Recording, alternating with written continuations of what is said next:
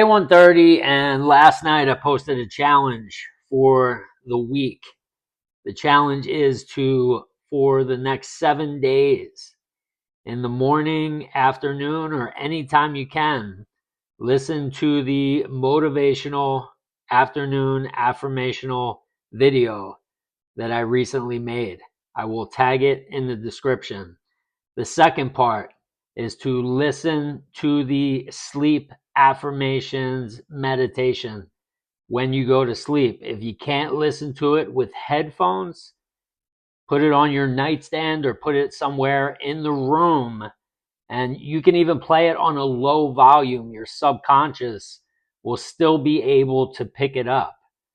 So those are the two parts. If you want to be a part of that challenge, as I said last night, over the last 4 or 5 days, I have done this.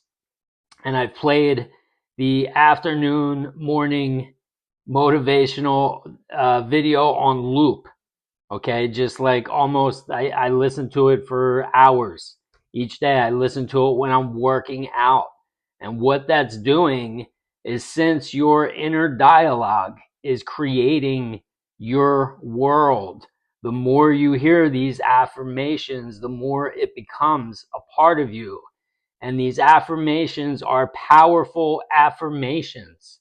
They are basically telling you that you create your world.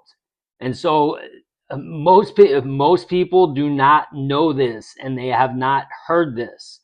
So, and even the people who are in the lion's den, who are falling asleep in the wish fulfilled, this is also taking time. It takes time to just, you know, be open to an idea and then change it into a belief and then transform and then turn it into a knowing. But the more you expose yourself to it and the more you hear it, and if you can have affirmations like that on repetition, you level up that much faster. Okay? So if you do these two things for the next 7 days, I can almost guarantee that, just like the results that people got from asking questions during the day, this is going to take you to the next level as well.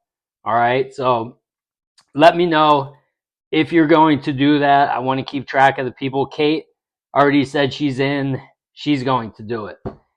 Speaking of Kate, the Lion's Den, we had 4 people check in.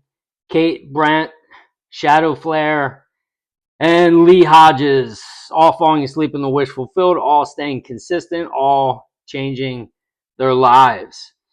My daughter came home from school today. I have a story here. This kind of is the sequel to a story that I told last week about a groundhog.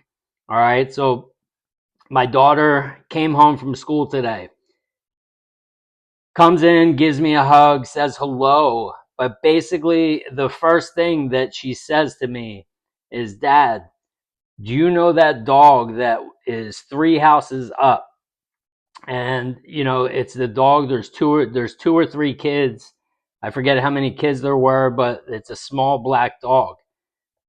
And I said, "No, I don't know that dog." And she keeps trying to explain it to me. And finally, I was just like, "Okay, yeah, I know the dog." And she's like, "Well, the dog got out of its yard and it got hit by a car today." And I said, "Oh no, is the dog okay?" And she said, "No, the dog's dead." This is the first thing she says to me. I was like, I'm sorry to hear that, whatever. And so she wasn't upset, which normally this is a step in the right direction. So this is normally, she would be like I talked about last week. She would be like a basket case. All right. But she said it to me almost matter of fact, like just like that. And that was it. And I couldn't believe, I was thinking to myself, like, wow, she's not even upset. But I didn't want to focus on that. So I didn't say anything about it. And then that was it. We talked for a little bit and we were done.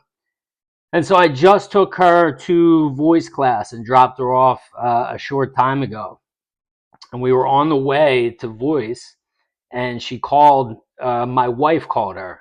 She was in a meeting, so Peyton wanted to call her, but she couldn't. So she just got out of the meeting and she called my daughter. And the first thing my daughter says to her is the same thing that she said to me.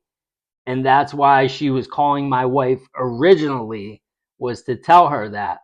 And this is something that I mentioned previously, is that when this kind of stuff happens, my daughter will make all kinds of phone calls and tell everybody that she knows the bad news. All right. So as soon as she got off the phone and hung up with my wife, I said to her, I was like, Peyton, I said, do you remember that conversation that we had last week about the groundhog? And she goes, yeah. She's like, so I just told mommy, and I told you earlier that this dog died. And she said, that's exactly what I was doing with all of the other things. And she's like, and so that's why this keeps happening in my experience, question mark. And I said, that's exactly right. But I love how you handled the emotional part of it. But this is also part of it, is that even if you're not giving it that strong emotional response, if you're still focused on it and talking about it and giving it attention, it's still going to stay in your experience. But you got the emotional part down, it seems like.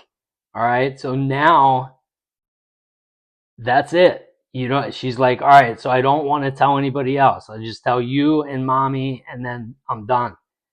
And I said that would be good for you to do, unless you want to keep recreating this in your experience. And she said no, so I'll see what happens after that. But I just wanted to give you the other part of it. Okay. She continues to recreate these things in her experience. Her and I have a very similar experience. I'm her father. She's my daughter. So we spend a lot of time together, a lot of life experience. So the little life experience that she has apart from me, in terms of knowing people that I don't know, she has these kinds of things happening. So it's not necessarily in my experience, but her experience is being filled up with this stuff. And so I pointed that out to her as well. So she really is starting to grasp it. And I just wanted to mention that again, because this is how it works.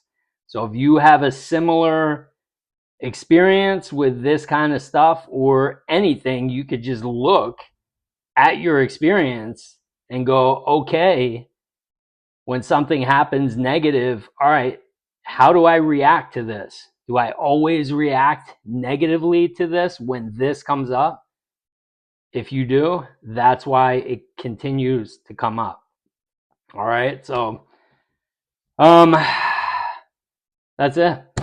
That's going to be it for today. I hope, again, that was helpful. If you had doubts about the first part when I shared that, this is over and over again the same thing. Whatever you're giving your attention to, whatever you're talking about, whatever you're curious about, that is what you are creating in your experience, whether you want it or not. All right, so that's it for today. Day 130 in the books. I'll see you tomorrow.